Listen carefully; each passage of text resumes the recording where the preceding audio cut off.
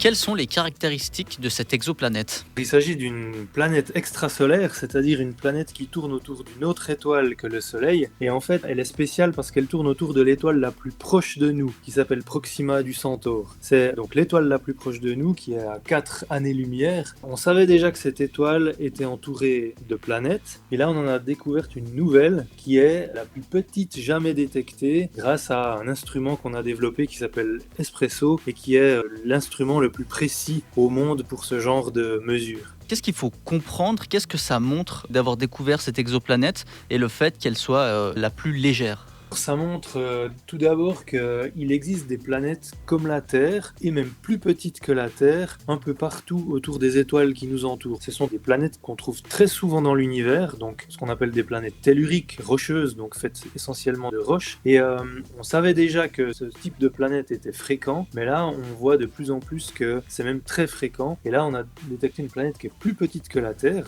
disons d'une taille entre Mars et la Terre, on va dire. Et on continue du coup notre exploration vers des planètes de plus en plus petites qui nous permettent de voir si notre système solaire, avec ses planètes telluriques, Vénus, la Terre, Mercure, à quel point ce type de planète est fréquent dans l'univers ou pas. Et aujourd'hui, on voit de plus en plus qu'effectivement, c'est très fréquent. Quel espoir cette découverte, elle donne pour la suite? Ça nous donne en particulier l'espoir de pouvoir étudier l'atmosphère de ce genre de planète, donc d'en savoir un peu plus.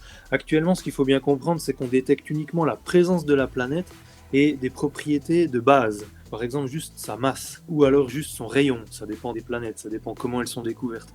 Et quand on a de la chance, on peut avoir les deux choses, la masse et le rayon. Mais ça reste des propriétés de base. Une fois qu'on a la masse et le rayon, on sait encore pas grand-chose de ces planètes. Le fait de détecter des planètes si proches, ça veut dire que dans le futur, on pourra peut-être aller plus loin et étudier par exemple leur atmosphère et voir si par exemple leur atmosphère contient de l'oxygène ou de la vapeur d'eau, comme sur Terre.